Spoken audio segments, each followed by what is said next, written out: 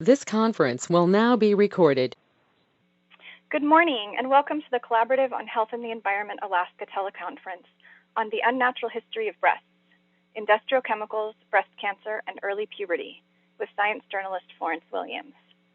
My name is Diana DeFazio, and on behalf of Alaska Community Action on Toxics, I'll be facilitating today's call. CHE Alaska is a regional partnership group of the National Collaborative on Health and the Environment. CHE Alaska aims to advance knowledge and effective action to address growing concerns about the links between human health and environmental factors. You can find more information on the following websites: www.akaction.org and www.healthandenvironment.org. And if you go to akaction.org, you'll find that there are additional links posted under the title of today's call. The call will last 1 hour, and we will be opening the lines up for your questions towards the end of the call.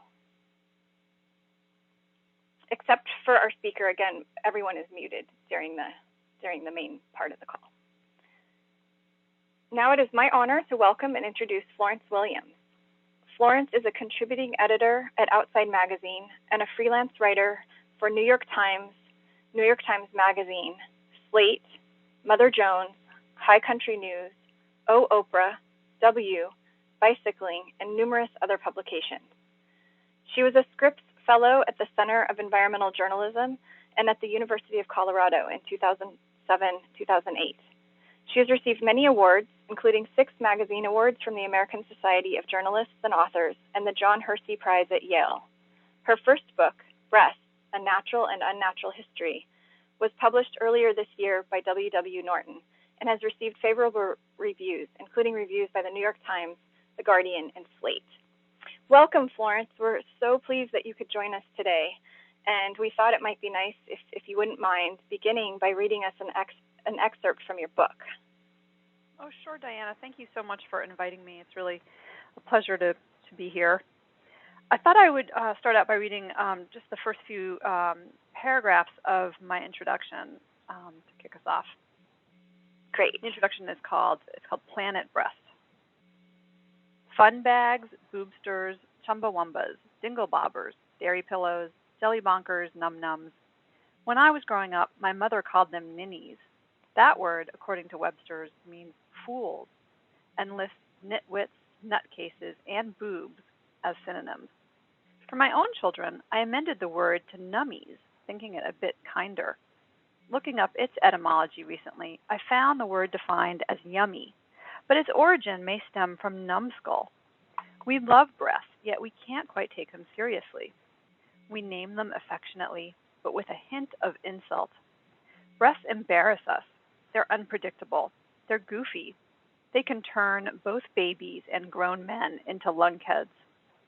For such an enormously popular feature of the human race, even today, when they are bikinied, bared, flaunted, measured, inflated, texted, YouTubed, suckled, pierced, tattooed, tasseled, and in every way fetishized, it's remarkable how little we actually know about their basic biology. We know some things. They appear out of nowhere at puberty. They get bigger in pregnancy. They're capable of producing prodigious amounts of milk, and sometimes they get sick. We know men even get them once in a while, and that tweaks us out. Not even the experts among us are certain why all of these things happen, or even why we have breasts in the first place. But the urgency to know and understand breasts has never been greater. Modern life has helped many of us live longer and more comfortably. It has also, however, taken a strange and confounding toll on our breasts. For one thing, they are bigger than ever, according to lingerie manufacturers and purveyors who are ever increasing their cup offerings to sizes like H and double K. We are sprouting them at younger and younger ages. We are filling them with saline and silicone and transplanted stem cells to change their shape. Most of us are not using them to nurture infants anymore, but when we do, our breast milk contains industrial additives never tasted by our ancestors and never meant to be digested by humans at all. More tumors form in the breast than in any other organ, making breast cancer the most common malignancy in women worldwide. Its incidence has almost doubled since the 1940s and is still rising. breasts are living a life they've never lived before. Thank you. And that's such a perfect beginning because it really speaks to the sense of humor with which you write, but also the seriousness of the subject matter that you explore and of your research. And just to step back a little bit further, just starting at the beginning, what prompted you to write a book entirely devoted to the subject of breasts? Yeah, I had never really thought about my breasts much before. I had relatively, average, normal ones. And what happened was I found out after I started breastfeeding my daughter that there were toxic chemicals in breast milk. And that concerned me. I wanted to know what it meant for myself and for my daughter. But I also thought it would be an interesting way to tell a story from a journalistic point of view. So I actually got an assignment from the New York Times Magazine to have my breast milk tested, which at the time was really unusual. This was in 2005. And I sent it to a lab in Germany, which was one of the few places able to detect these really sort of low levels of compounds, industrial compounds. And of course, my milk came back positive for things like flame retardants and perchlorate, which is a jet fuel ingredient. So that really led me down this path of wanting to know how else modern life has changed breasts. And you write that breasts are humanity's first responders to environmental changes, and that they are, and I quote, a particularly fine mirror of our industrial lives. Can you tell us more about why breasts are uniquely sensitive to the environment? What is it about their biology that makes them so? Yes, and it's a great question because I think for a long time we didn't really bother to sort of figure out how breasts work and sort of what they're made out of. I think we've been so distracted by how they looked, sort of understandably. But it turns out that, breasts are really fatty organs, and they're among the fattiest organs in our bodies. And a lot of industrial chemicals in our world are lipophilic or attracted to fat. So they end up hanging out in these fatty tissues. And some of them, like these pesticides and flame retardants, actually reside in these fat cells for a long, long time. And another reason breasts are so sensitive is that they're filled with progesterone and estrogen receptors. And really, they are designed by nature to be sensitive. They need to be picking up cues in our environment all the time. And it's these receptors that sort of converse with the world around us and tell us when breasts should start growing, for example, in puberty, when there's enough body fat in a girl to sort of trigger puberty. And they also tell the breast when to start kind of growing the dairy machinery in the last trimester of pregnancy. So breasts are really supposed to be conversational this way. It's just that they're living in kind of a different world, and so the conversation has really changed. And when chemicals interfere with that, how might the alteration in the breast development increase the risk of developing breast cancer? Well, we know that breasts are one of the last organs in the body to grow. The architecture for all of our other organs is really laid out at birth, but the basic architecture for the breast doesn't really show up until puberty, and then it doesn't finish growing until this last trimester of pregnancy. So one of the theories is that breast cells are sort of undifferentiated, which means that they haven't really received their marching orders. They don't really know sort of what to do when they grow up until pregnancy. And so for many of us, that happens decades after we're born. It happens even decades after puberty. And so it looks like there's this very long period of time in which these breast cells might be more vulnerable to carcinogens. And are there specific chemicals? I mean, you mentioned flame retardants and perchlorates, I think. Yes. Are there other chemicals that they're particularly sensitive to that have been associated with a risk of developing breast cancer? Well, that's a great question. And the science on that is still pretty young. We've spent a lot of resources and time and money in the breast cancer world looking at things like detection and mammography, for example, and treatment. And those are great and worthy things, but relatively we've spent very little resources looking at possible causes of breast cancer. And so, of course, when we start talking about prevention, which is something we all care about, we're sort of, we don't have a lot to go on. It's really hard to find a link between a chemical and a tumor or a particular kind of cancer, because we are all exposed to so many, literally tens of thousands of chemicals, and we're all kind of living in this uncontrolled experiment. It would be very hard, for example, to find a population of women who have never been exposed to a chemical that we're interested in looking at. So we wouldn't have a comparison group. We can do studies in lab animals, and we know from epidemiological studies sometimes, but of course that's after the fact.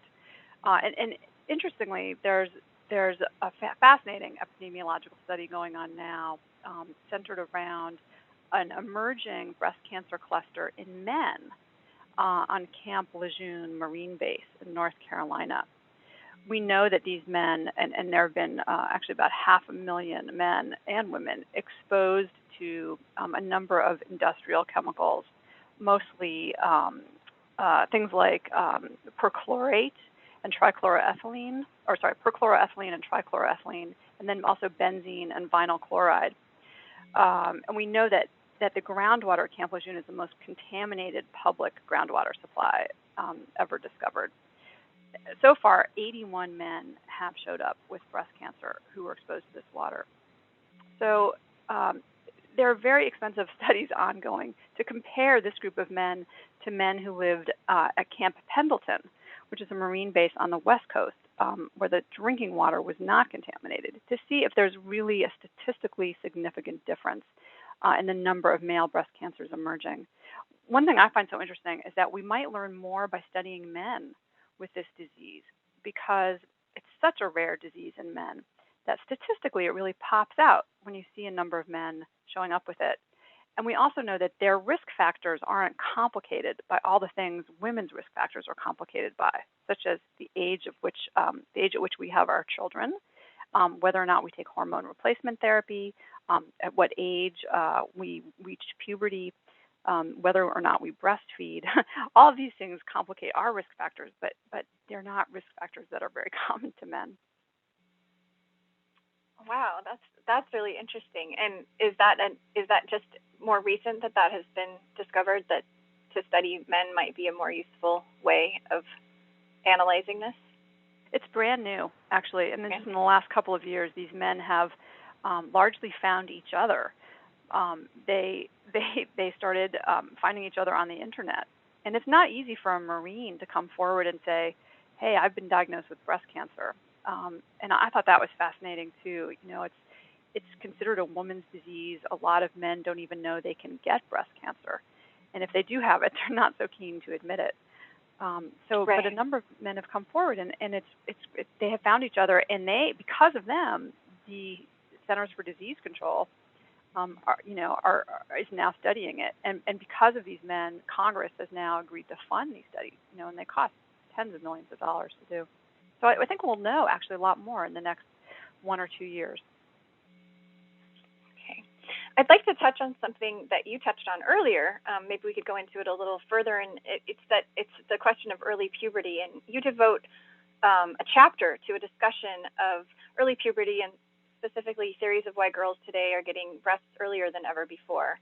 And you cite several factors that could be contributing to early puberty, and among them obesity, diet, exercise, social factors, genetics, and environmental exposures.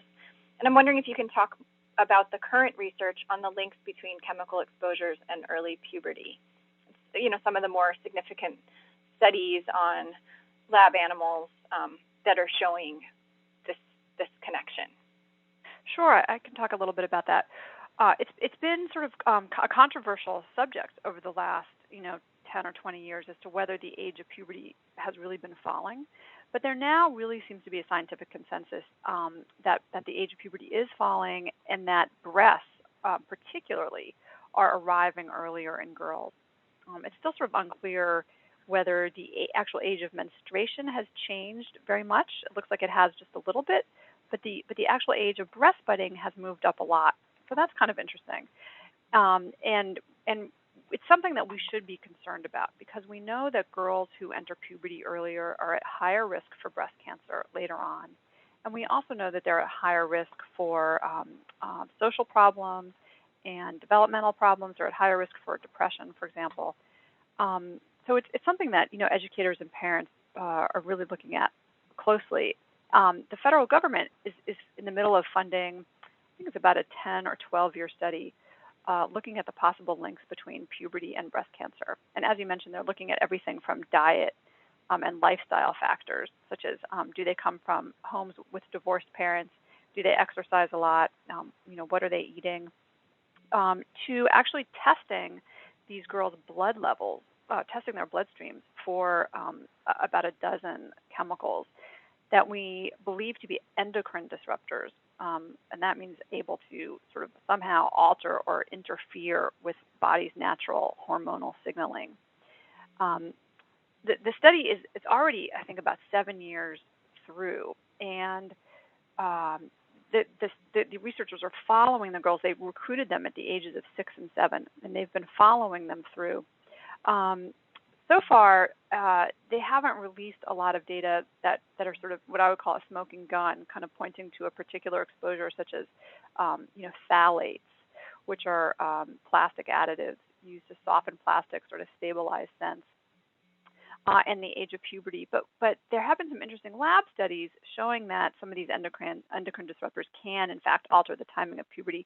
But it gets really confusing because some of them appear to delay the timing of puberty, and some appear to advance the timing of puberty. But interestingly, in some other lab studies, it looks like some of these endocrine disruptors may be influencing whether or not an animal becomes obese.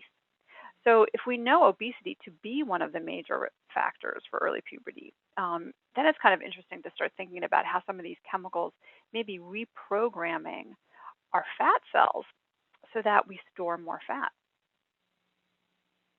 Wow. We actually had a call on that last year, which is on our website, exactly on how chemicals may be contributing to both diabetes and obesity. So I know it's a growing area of research. Touching really on a little bit, if there's anything that you could expand on your answer to the last question touched on this, but the important and growing area of environmental health research, which is looking at how the timing of exposure may affect health outcomes. Like I said, you touched on that in your answer to the last question, but that's something that's very interesting to us in our work, and if there's anything else that you'd like to add about timing of exposure and how it may affect breast development, and therefore also the risk of developing cancer. Yes, sure. I can talk about that a little bit. It's interesting to me to learn more about how chemicals are tested by our government. And I'm sure we've all heard that we have tens of thousands of chemicals in our world, and very few of them are tested. And that's true. But when they are tested, they're using sort of traditional toxicity testing models. And those basically will dose an animal who's pregnant, or they might dose an adult animal, with a certain a certain level of toxins, and then look at sort of obvious outcomes like death or tumor development. But now we know that some of these chemicals, which alter our hormonal systems, are sort of act much more subtly. They don't necessarily make an animal develop a tumor and drop dead. But they might change, for example, the timing of puberty, or how the mammary gland itself develops and grows in a way that might predispose it to breast cancer later on. Interestingly, a lot of these tests have not even been looking at mammary glands as an outcome or as an organ to test.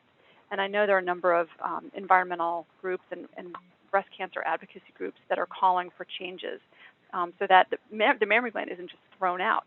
As part of these tests that are done. We know from some of the lab animal tests that if you dose a pregnant rat whose fetus is between the days of sort of 10 and 15 in utero, that animal will have very different effects than if you dose an animal who's 20 days or 30 days in utero.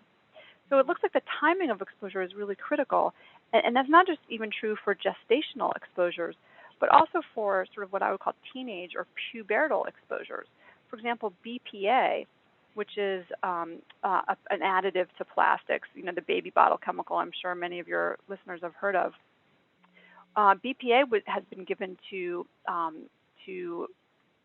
animals who are around the age of puberty, and it changes their gene expressions in a way that predisposes them to breast cancer later on, more so than if you give it to an adult lab animal or to a child lab animal. So there's something about that age of puberty, at least with some of these chemicals and in some of these mouse models, that really look like there are certain times and different levels of exposure that we should be looking at more closely. Thank you. And your research was anthropological, biological, medical. You know, it covered so many different areas. It was really a very complete history. I'm wondering if you could say what was one of the most surprising things that you uncovered in your research from the book. I mean, you went into it with having already done quite a bit of research and having familiarity with the subject. But what really surprised you, or went in a different direction than you thought it would once you delved in? Yeah, you mentioned that I looked at some evolution because I was interested to know how the breast evolved and sort of why we have breasts in the first place. And I didn't know very much about that. And in fact, I was very amazed to learn that humans are the only animal that really has breasts. You know, we obviously know all mammals have mammary glands, but other primates, for example, only have these swellings on their chests while they are lactating. Whereas in humans, you know, we get these swellings from the age of puberty on, and then we have them for the rest of our lives. And so, you know, that was so interesting to me that breasts are so unique in the animal kingdom. And it did raise the question of, you know, why? And as I say in my book, sort of, how did we get so lucky? And you met some interesting people along the way who had different ideas about why. So you all will have to read the book if you want to know the answer to that. It's a very hotly debated question, and there are some very strong arguments about why that is. Yeah, it was very, very interesting. I enjoyed that part a lot. In your book, you say that people can take some steps, this is going back to chemical exposures, some steps to reduce their exposure to toxic chemicals, like minimizing their use of plastics and products with fragrance, for example, and that it's important to take these steps, especially while pregnant or nursing. But you also say that it's impractical and almost impossible for us to really protect ourselves from harm because the chemicals are simply everywhere and they're in everything. So if we can't make a big enough difference through our personal choices, what can we do and what must be done? Yeah, that's a great question. You know, to find out if I was really able to reduce my exposures to these chemicals, my daughter and I did testing, and I recruited her. She was 7 at the time. So we tested our bloodstreams for a number of these chemicals that researchers are looking at in terms of the puberty question. And I sort of radically changed my diet and my lifestyle for a few days to see if I could affect these levels of chemicals. And in fact, I was able to reduce my levels by 70 or 80% for some of the chemicals, such as the BPA and the triclosan, which is a microbicide. But for the phthalates, I was not able to really budge my levels at all, and it made me realize that I really don't know where all of my exposures are coming from, which means nobody does because the products that we buy are not labeled. It's very hard to know what ingredients or components manufacturers use. And when I was able to change my levels, I had to make fairly radical changes to do it. For example, I became a vegan, and I stopped eating any food that had ever touched plastic, which is really, really hard in this day and age. It even excludes things like coffee, you know, which are sort of shipped or stored in plastic containers. And so it made me realize that it's so impractical for us to be kind of meaningful filters of our families, of our own bodies, and that really the responsibility should lie with the government to test these chemicals and with manufacturers to use safer chemicals in the first place. And how do you see that being accomplished? Well, that's a great question. Right now, the science is really quite far ahead, I would say, of the regulators. The regulators themselves are not really yet testing for endocrine disrupting effects in any meaningful way. They're farther ahead in Europe. but in the United States, they're not very far ahead, and so it's because of our independent labs and researchers that that we know of some of these effects. So I think we need to put more resources and more teeth into the regulatory laws, such as TSCA, the Toxic Substances Control Act, which is an incredibly weak, sort of lily-livered law that governs the way the EPA tests chemicals. There have been a number of efforts in Congress to try to reform the law, but they haven't gone anywhere. Frankly, I think that mothers and women and these women's groups can be a really powerful force for change. I think they can be a really powerful lobby. And I think that the issues that mothers care about are issues that really cross political divides.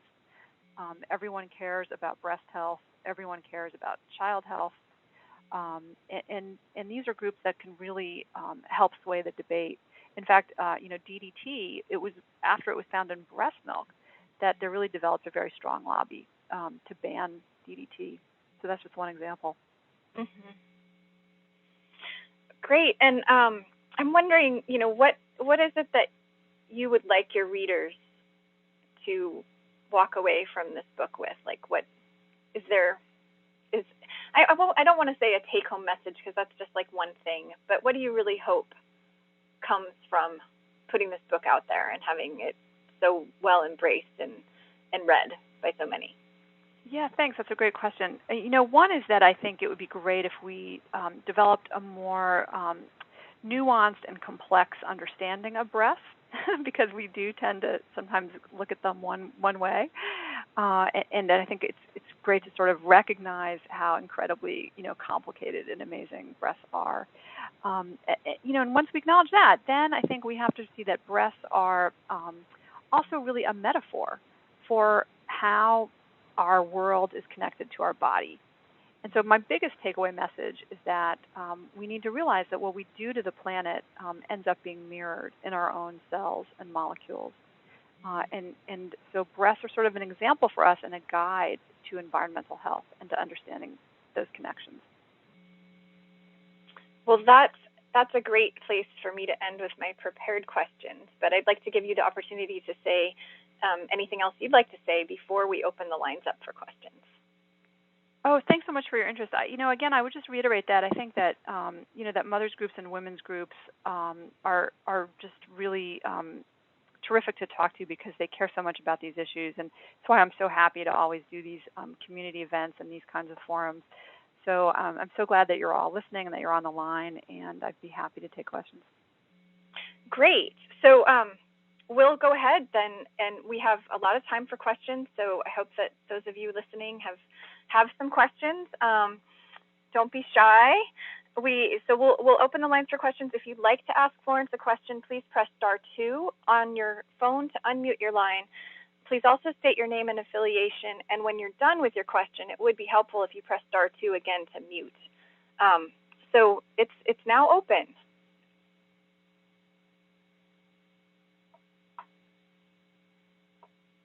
It usually takes a minute or so for people to step up and for it actually to get unmuted. So again, *2 to unmute your line. Yeah, hello. This is Fran Solomon calling from Seattle, Washington. I teach courses about endocrine disruptor chemicals. So thank you very much for the information that you shared. That was great. You mentioned that breast development it's not complete until the third trimester of pregnancy, and that before then there's a lot of undifferentiated cells in our breasts. So would that be the reason why women who have a first child after the age of 30 or women who do not have children are at higher risk for breast cancer? Hi, Fran. Yeah, thanks for your question. That is definitely one of the theories. I don't think we really know exactly why women who have children earlier in life are more protected from breast cancer. Mm-hmm. But that is kind of the leading theory. There's something about pregnancy that actually armors the breast, and it may be because it helps these breasts become fully differentiated. And when they're fully differentiated, they are less vulnerable to carcinogens.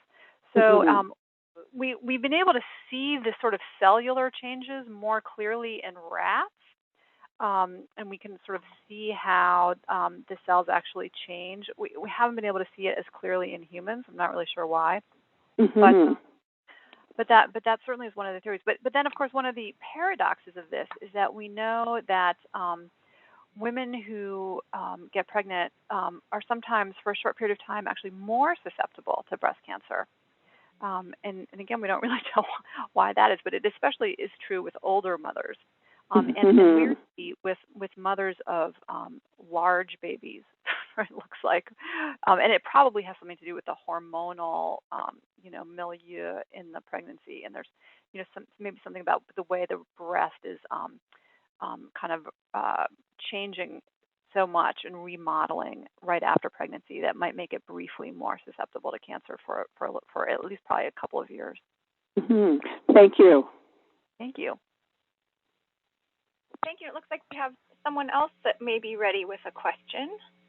Hello. Hi, Florence. Hi. Thanks for being online with us. My name is Bambi Fontana. I'm an RN, and I'm calling from Stanwood, and I'm actually working on my bachelor's, and I'm taking an environmental health class. And my interest sort of with this subject stems from reading an article in Psychology Today magazine about the effects of pesticides and all the chemicals. So I've really been doing some digging into the EPA, and I'm so glad you talked about that and their sort of lackadaisical testing. And my question for you as an RN actually is, I have so many mothers that want to breastfeed. I have a best friend who is a complete advocate for breastfeeding.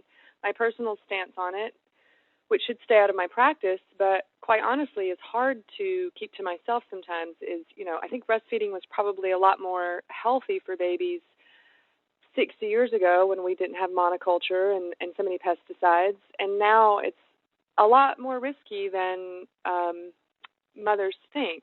Do you have any opinion on that, or what research have you come across? Yeah, thanks so much, Bambi, for the opportunity to address that, because I do have strong opinions about it, and they actually really are still strongly in favor of breastfeeding. And there are a number of reasons for that. One is that we know that formula is also contaminated. Okay, yeah. And, it's got heavy metals in it. It can have all kinds of, bacterial contamination depending on the water that's used to mix it. It's much sort of reliable, safe food source, really, than breast milk. We also know that breast milk, and we're learning more and more about this all the time, that breast milk has these incredible immune-boosting substances in it that cannot be and have not been replicated in formula. And in fact, as we live in a more and more polluted industrial environment, it actually may become more important to breastfeed because we're going to need all that help from our immune system. So, unless you know that some of the mothers you're talking to have been exposed to kind of a weird, accident, for an industrial accident that has made their levels sort of weirdly high, we know for the most part that the chemicals in breast milk are at very low levels. We haven't really been able to link them to direct harm. And in fact, it looks like the other sort of natural, long-evolved substances in breast milk are going to be really, really beneficial for the baby. Nice. Well, I appreciate that. And I just sort of encourage mothers to, watch their fruit intake. Don't, locally here we could buy organic very easily, but some other places that are, in the middle of the farming community. I live in the valley, so we're a big farming community, and maybe the migrant worker moms are exposed more to the pesticides than not, and there's very high levels of that in the breast milk. So I just would like, in my practice, to encourage women to maybe buy organic or pesticide-free fruits. Have you ever come across that or any encouragement of that? I do think that's a great thing to do if you're pregnant or if you're breastfeeding. A lot of the exposures we should be more concerned about are not the ones coming from breast milk, but the ones coming from just through the placenta during pregnancy. Absolutely. Okay. So, that's a reason why, all women of childbearing age, should be a little bit cognizant of what they're eating. And it's really those exposures that we should be more worried about, and frankly, that's why also we need these, just better chemicals testing and better products and manufacturers and better safety practices with pesticides, in the first place, because we're all getting these exposures. It's not just a breastfeeding woman who has to be careful. Right. Well, thank you so much. I appreciate you. Thank you. Thank you, Bambi, for your question, and I was hoping that the question of breastfeeding would be raised because, Florence, you do dedicate quite a bit of space in your book to that. I do. I have 3 chapters on breastfeeding. Yeah, really well worth reading. Just really interesting. So let's see. Anyone else out there? Looks like we might have another question. Hi. Hello, Sama. How are you, Lauren? Hi. I'm great, thank you. Great. I'm Sama from Anchorage, Alaska. So now that you're talking about breastfeeding and breast milk, I wanted to ask you, how do you feel about using breast milk studies as a tool to advocate for breast health and women's and child health? That's the first question. And related to that question, I bet that during the process of you writing and doing the research for your book, you talked to many women and nursing mothers, and I wanted to ask you how you feel. What's the perception about women willing to participate in breast milk studies? Hi, Sama. Thank you so much for your question. I believe that the breast milk studies, or sometimes what we call biomonitoring, are a really interesting and important new tool that we have to sort of enter this conversation about chemicals testing. I think it needs to be done kind of carefully, because if you go out and tell a woman that she has X, Y, and Z in her bloodstream or in her breast milk, but you don't tell her what that means, it could be a source of anxiety for her. And, the fact is we really don't know very much about what it means. But I also think that this is a powerful way to convey to the government and to chemical companies that we are watching them and that we are finding out what's in our bodies because they're not telling us. And I think that we've seen this kind of information be very powerful and helpful in terms of getting regulators and getting Congress to listen to mothers, because once you shine a light onto these chemicals, then you're kind of obligated. There's more pressure to find out what the risks are. Thank you. Hi, this Thank is you Judy Levin. Question. Oh, this is Judy Levin from the. This is Judy Levin from the Center for Environmental Health, and thank you for being on. I had a question. It was very interesting to hear you talk about how perhaps the breast cancer in men could be revealing for women. But I'm wondering if there are some cautionary notes to be taken, because men and women are so biologically different in many ways.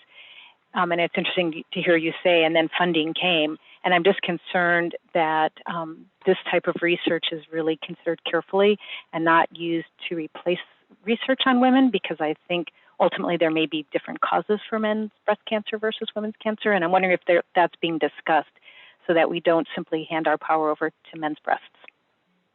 Judy, that's a great question. Breast cancer in men is still so rare that I don't think it's really a big threat as far as diverting funding from research in breast cancer in women. But I will say that if we are interested in finding links between chemicals and breast cancer, and I think many women would agree that this is worthy of study, that studying the men can really lend us some very valuable insight that I think certainly could be relevant to women's exposures as well. Yeah, and I would just caution, testing, we test medications on men, and it's typically men of a certain age, and women do react differently. And so I'm sure you're very aware of that, and it's just something that really is interesting to me. Thanks. I think that's a great point. Hopefully this kind of research will spur more testing in everybody, more epidemiological studies. Thank you for your question. Star 2 is what you need to press if you'd like to ask a question. Hello. This is Yvonne. Hello. Hi, Yvonne. Yes, I didn't know if you could hear me or not.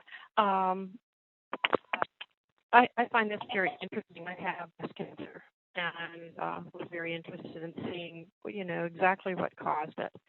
And from the things that I've read too, and I've taken a lot of these natural food classes that the university offered, and using our own homegrown foods, and it seems kind of interesting because I have always tried to find out what caused my cancer. I mean, I realized one of the things, I was only 8 when I started my menses, but I was surgically done with everything by the time I was 32, so it wasn't a long time frame, less than 28 years or 24 years. And I also see that it involved the milk duct. And I know that, through the research, that there's 4 different types. And I did breastfeed. I mean, I looked at all the things that kids grew up remotely here in Alaska. And so I find it rather interesting. And I know that with their research and their treatment, that their people with estrogen and progesterone positive are 85% of the breast cancers that they have. And I know that there's research going on everything. When you go to Army of Women, there's all kinds of test groups that do things like that. And so I'm just wondering what other things to look at other than looking at the natural foods. I mean, considering very few places in Alaska's farm country. We didn't use pesticides on our homestead. So it's just, it makes you wonder where it really comes from and what causes it to change, what causes your body to change. And I did in my course of my treatment, men that were being treated for breast cancer, and for Alaska being a small area, and I'm Fairbanks, which is even smaller than Anchorage, to see that many, I didn't think about them maybe possibly being in the military. But, and usually they'll say it's more common in older.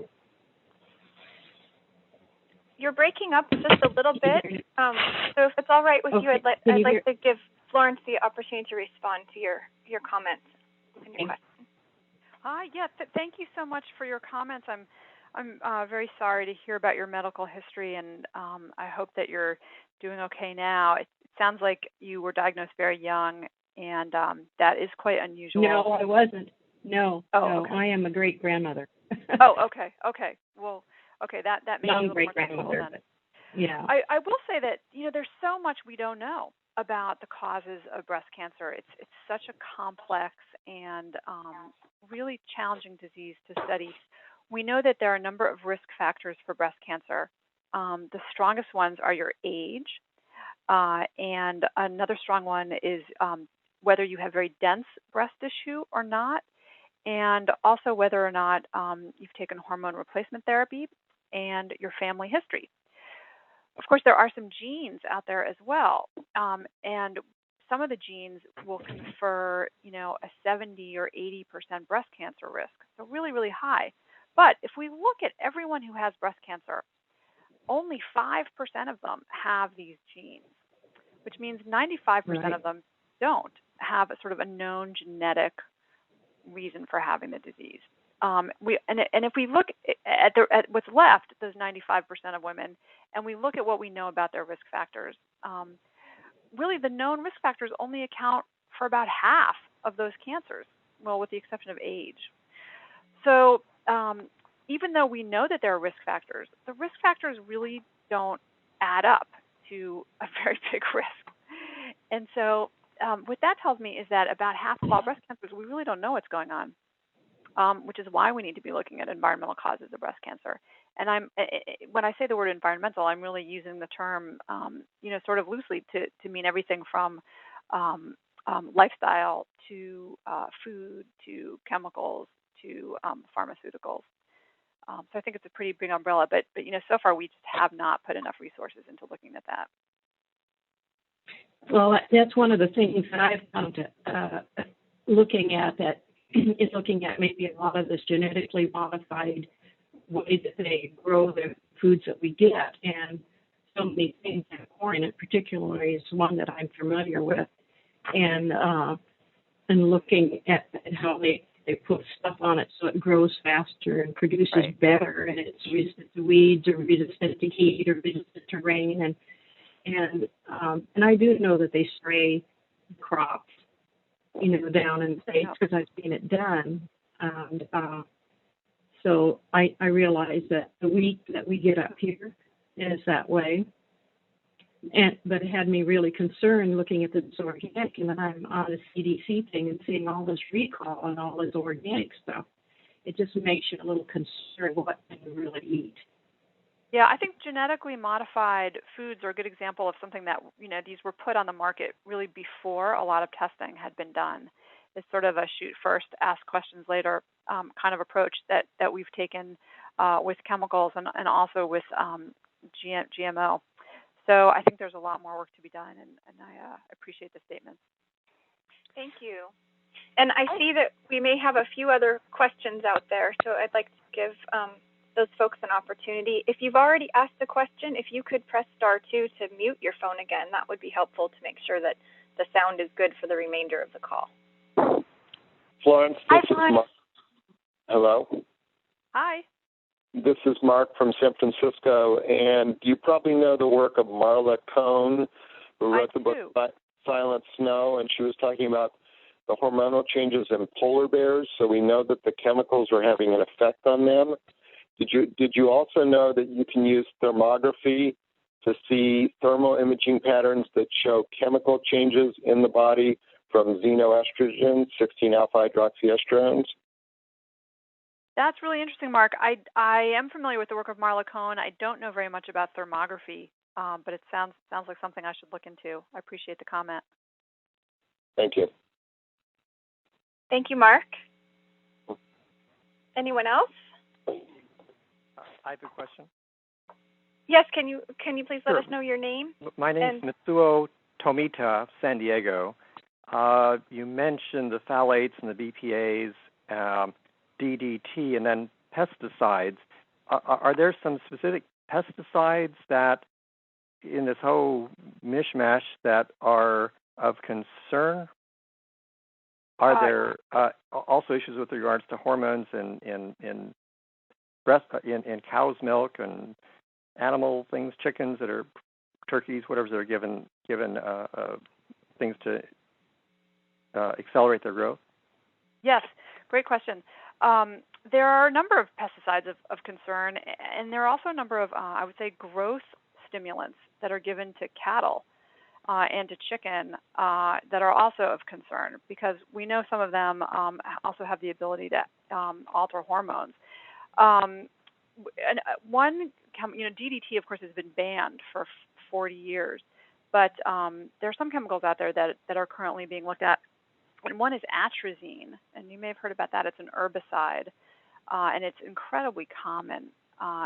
There are some research suggesting that it has the ability to alter gender in frogs and fish, and also that it may affect the gene expression in certain breast tumors. So atrazine, I would say, is one that's being looked at right now. It's been controversial. It's so hard to sort of get the FDA and the EPA to really come out with aggressive stands on these chemicals, and I think the burden of proof is so hard. It's so difficult on the independent researchers, because we have to prove, they have to prove that there's a harm in order for the government to take action.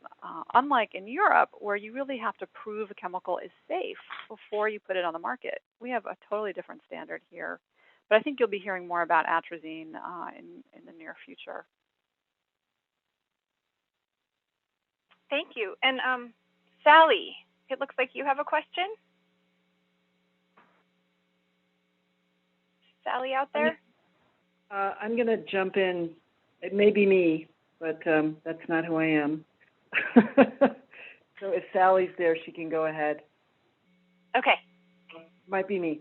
So my name is Lynn Patrick. I'm a physician. I'm a researcher and lecturer.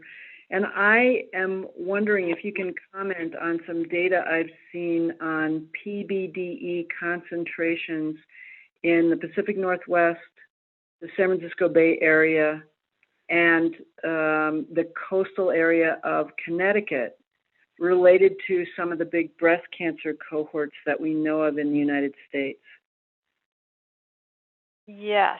PBDEs are a class of flame retardants, and they are found in much higher levels in women in California than in women anywhere else in the United States.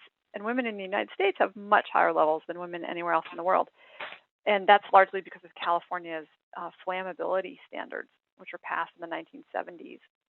The good news is that PBDEs are actually being phased out. There's a voluntary phase out of them, and we are seeing body burden levels drop of PBDEs in women's bodies and also in their breast milk.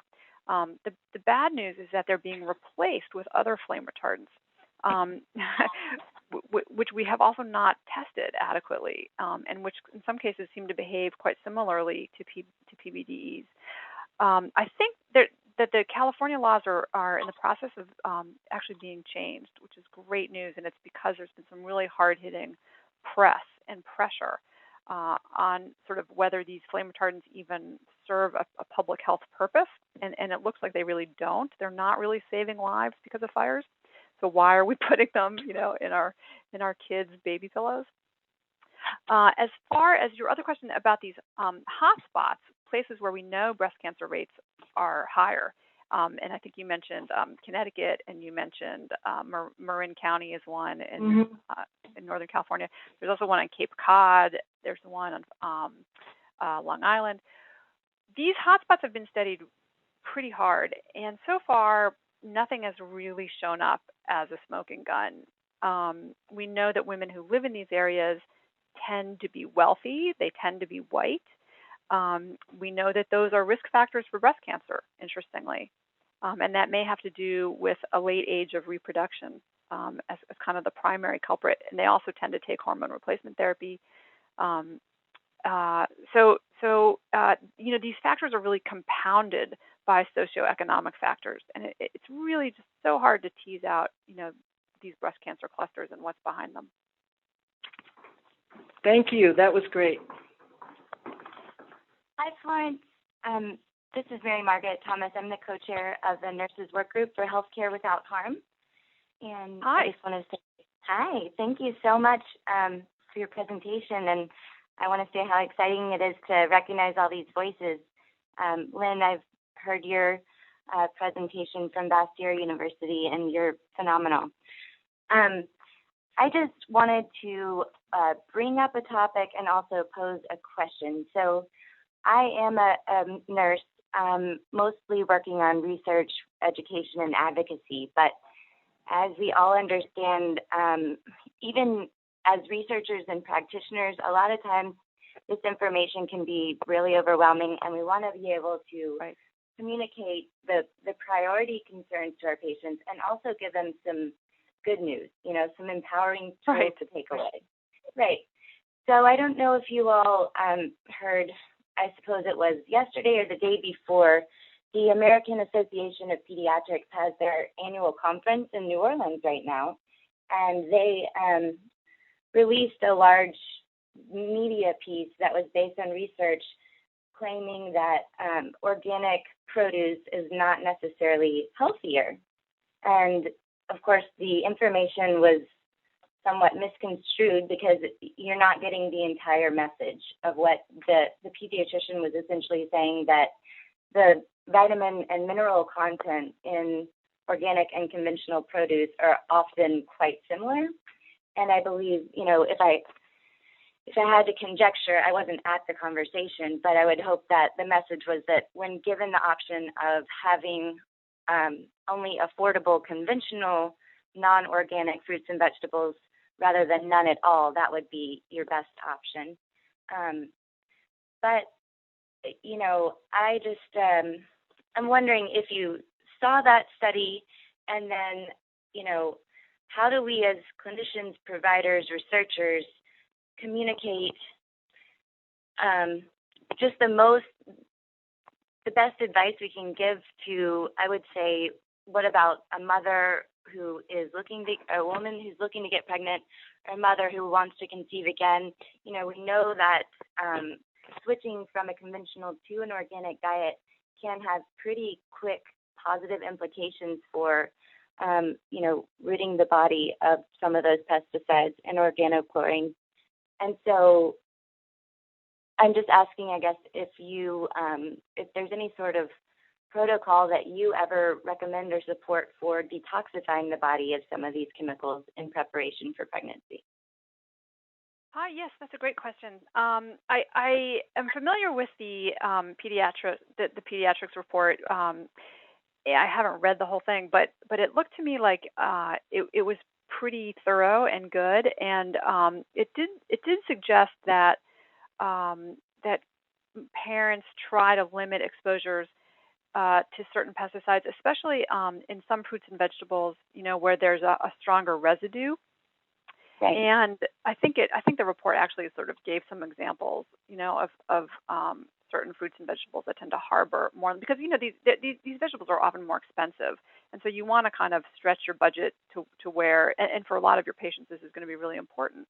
So maybe it's okay to buy avocados that are conventional, but maybe not strawberries, for example.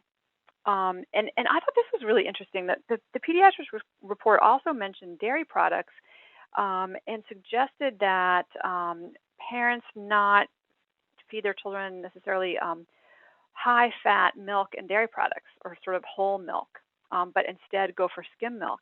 And that's because with some of these dairy products, the cows are given such high, they're pregnant all the time when they're nursing even. And so they have naturally very high levels of estrogens in their bodies. And in a skim milk sample, you'd have fewer of those than in a whole milk sample. So I thought that was really interesting. And they weren't necessarily saying that the hormones that are given to these cows are a problem, but that the hormones that are naturally occurring in the cows are a problem. Right. Thank you, Florence. We are really just about out of time, so I don't think we have time for any more questions, although I would welcome you to email them to me at diana@akaction.org, and I can try to make sure that we do some follow-up with you. So if we didn't get to your question, please do contact us. I'd like to thank you again, Florence, so much for joining us today and for your advocacy work. It's wonderful. Your book is incredible. I recommend that everyone go out and buy it. And I'd like to remind everyone that a recording of this call will be available on our website. And again, I'd like to thank all of the participants for joining us today. And I'd also like to ask you to please consider supporting these calls with a donation. Right now, we have a generous matching grant from Groundswell's Catalyst Fund, which means that your tax-deductible donation to Alaska Community Action on Toxics will go twice as far. This dollar-for-dollar matching grant only applies to donations that we receive before November 30th. And you can donate securely online at www.akaction.org. So thank you very much. Our next call will be on Wednesday, November 28th. We'll be discussing the international human rights case that was brought against the world's 6 largest pesticide manufacturers by the Permanent People's Tribunal, an international people's court. So go ahead and mark your calendars for November 28th. We'll be sending out an invitation and RSVP email in the coming weeks. If you have additional questions or comments, please feel free to contact us. And again, the phone number is 222-7714, or you can email diana@akaction.org. Thanks again to everyone. Florence, would you like to add any final words before we close the call for the day? Oh, thank you so much. I'd just like to thank all of you for listening in, and I'd also like to thank you for the great work it sounds like so many of you are doing in the area of women's health. Just terrific stuff. Thank you. Hope you keep Thank you very much. Thank you. Thanks, everyone, and have a wonderful day.